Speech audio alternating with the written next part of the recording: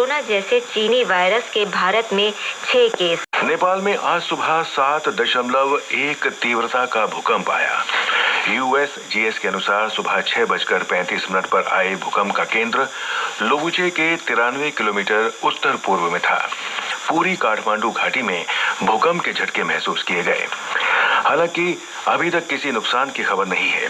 भूकंप के झटके बिहार और पश्चिम बंगाल के अलावा तिब्बत में भी महसूस किए गए। बेसिक शिक्षा परिषद द्वारा संचालित विद्यालयों के शिक्षकों के पारस्परिक तबादले एक जिले से दूसरे जिले में किए जा सकेंगे।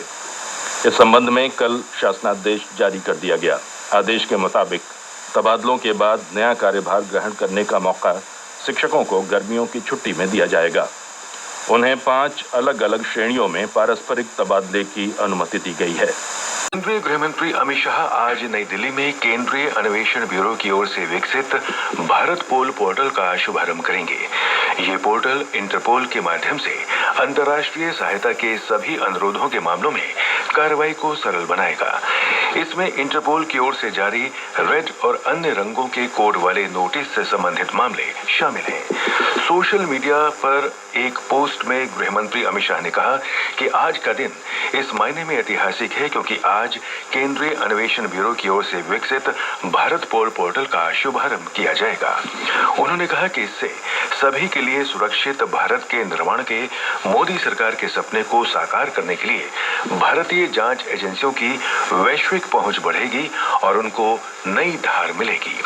गृह मंत्रालय ने कहा है कि प्रधानमंत्री नरेंद्र मोदी के नेतृत्व में केंद्र सरकार ने देश की कानून प्रवर्तन एजेंसियों को मजबूत बनाने के लिए कई महत्वपूर्ण पहल की हैं।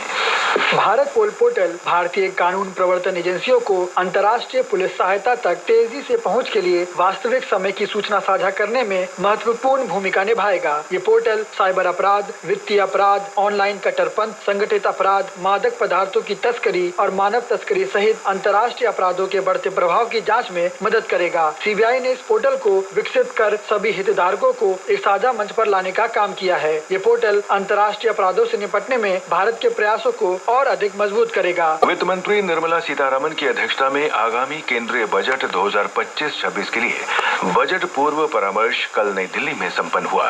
यह परामर्श 6 दिसंबर को शुरू हुआ था जो 1 महीने तक चला। हमारी संवाददाता ने बताया है कि इस परामर्श में 9 हितधारक समूहों के 100 से अधिक आमंत्रित लोगों ने बैठकों में भाग लिया। इस परामर्श में किसान संघों और कृषि अर्थशास्त्रियों के प्रतिनिधि मंडल, ट्रेड यूनियन, शिक्षा और स्वास्थ्य क्षेत्र, सूक्ष्म लघु और मध्यम उद्यम MSME, व्यापार और सेवाओं, उद्योग, वित्तीय क्षेत्र और पूंजी बाजार के विशेषज्ञ और प्रतिनिधियों ने भाग लिया। वित्त मंत्री ने विशेषज्ञों और प्रतिनिधियों को आश्वासन दिया कि केंद्रीय बजट तैयार करते समय उनके सुझावों पर विचार किया जाएगा। 10 जनवरी से नागरिक भी केंद्रीय बजट के लिए अपना सुझाव और विचार MyGov प्लेटफॉर्म पर साझा कर सकते हैं, जिसका उद्देश्य बजट निर्माण प्रक्रिया को जन भागीदारी की भावना के साथ अधिक समावेशी बनाना है। केंद्रीय स्वास्थ्य मंत्री जगत प्रकाश नड्डा ने कहा है कि HMPV नया वायरस नहीं है और इसको लेकर चिंता करने की कोई आवश्यकता नहीं है। स्वास्थ्य मंत्री ने सोशल मीडिया पर वीडियो संदेश में कहा कि HMPV वायरस की पहचान सर्वप्रथम वर्ष 2001 में की गई थी और ये कई वर्षों से विश्व में फैल रहा है। उन्होंने कहा कि HMPV हवा के माध्यम से सांसों के जरिए फैलता है और सभी आयु वर्ग के व्यक्तियों को प्रभावित कर सकता है। श्री नड्डा ने यह भी बताया कि देश की स्वास्थ्य प्रणालियां और निगरानी नेटवर्क सतर्क हैं और स्वास्थ्य संबंधी किसी भी उभरती चुनौती से तत्काल निपटने की तैयारी सुनिश्चित की जा रही है। दिल्ली के मुख्य निर्वाचन कार्यालय ने राष्ट्रीय राजधानी दिल्ली के लिए अंतिम मतदाता सूची प्रकाशित की है।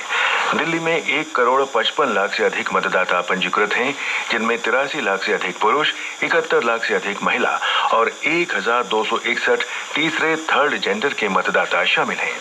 पिछले 2 महीनों में 18 से 19 वर्ष की आयु वर्ग के बीच 52,000 से अधिक मतदाता जुड़े हैं।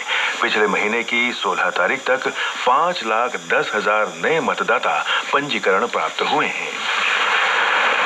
नेपाल में आज सुबह 7.1 तीव्रता का भूकंप आया। USGS के अनुसार सुबह 6:35 पर आए भूकंप का केंद्र लोबुचे के 93 किलोमीटर उत्तर पूर्व में था। हमारी काठमांडू संवाददाता ने बताया है कि पूरी काठमांडू घाटी में भूकंप के झटके महसूस किए गए। हालांकि अभी तक किसी नुकसान की खबर नहीं है। भूकंप के झटके बिहार और पश्चिम बंगाल के अलावा तिब्बत में भी महसूस किए गए।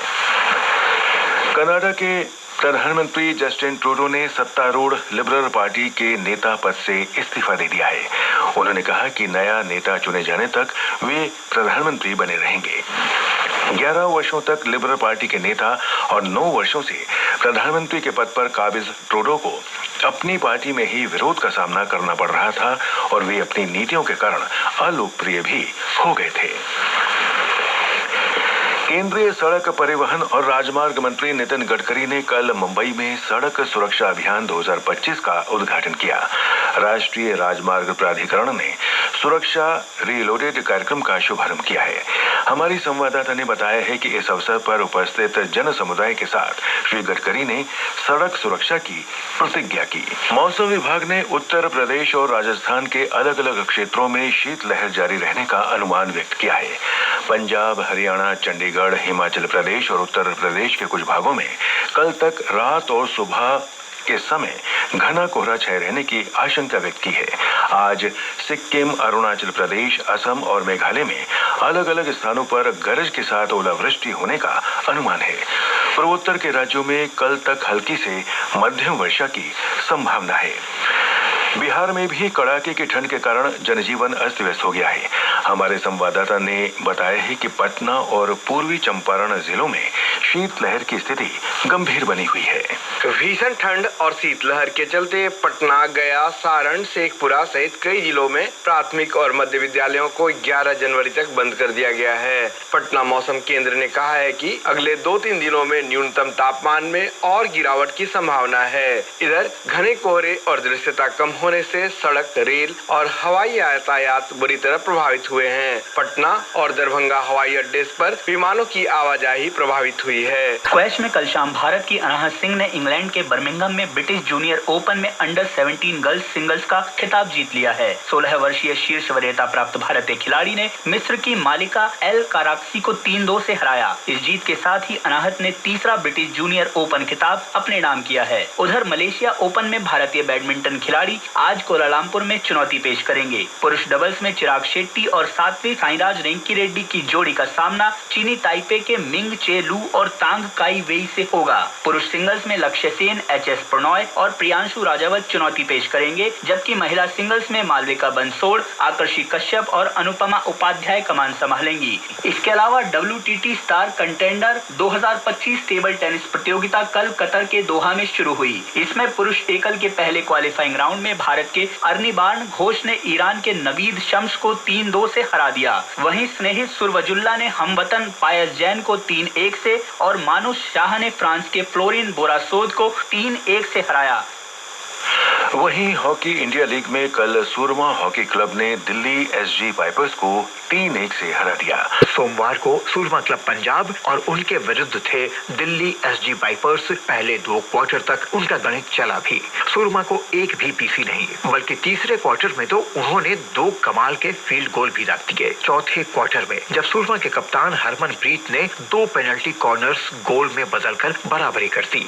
रिबाउंड जरूरत नहीं है, बर्थडे बॉय केक का पहला पीस काटा है। और उसके बाद शूट आउट। इसमें दोनों टीमों ने पहले दोनों शॉट गंवा दिए। निर्णायक मौके पर लुकाट ने कोई गलती नहीं की और जीत हासिल कर ली। प्लेयर ऑफ द मैच का तोहफा मिला हरमनप्रीत को। जब 10 मिनट का ब्रेक होता है उसमें जितने भी हमारे कोचेज हैं वो एनालाइज करते हैं कि ओपोनेंट्स टीम जो है क्या कर रही है, तो उसके अकॉर्डिंगली हमने जो स्ट्रक्चर अपना लिटिल बिट हमने चेंज किया और आई थिंक वहीं से हमें आउटकम मिला।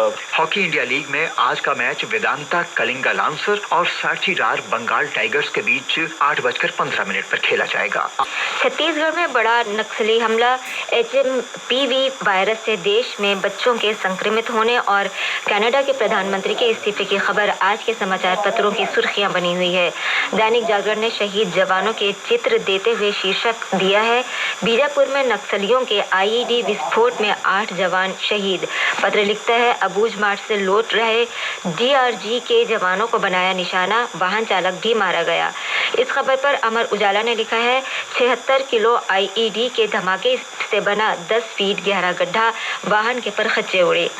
चीन में सर्वप्रथम पाए गए HMPV वायरस से देश में बच्चों के संक्रमित होने का समाचार भी आज लगभग सभी समाचार पत्रों में छाया हुआ है। जनसत्ता लिखता है, भारत में HMPV विषाणु संक्रमण की दस्तक, कर्नाटक, तमिलनाडु और गुजरात में 5 मामले मिले, जबकि लोक सत्ते की सुर्खी है कोरोना जैसे चीनी वायरस के भारत में 6 केस। कनाडा के प्रधानमंत्री के इस्तीफे की खबर भी आज सुर्खियां बनी हुई है। इस खबर पर राजस्थान पत्रिका लिखता है, खालिस्तान समर्थक पड़ा भारी, भारत विरोधी जस्टिन ट्रूडो को देना पड़ा इस्तीफा।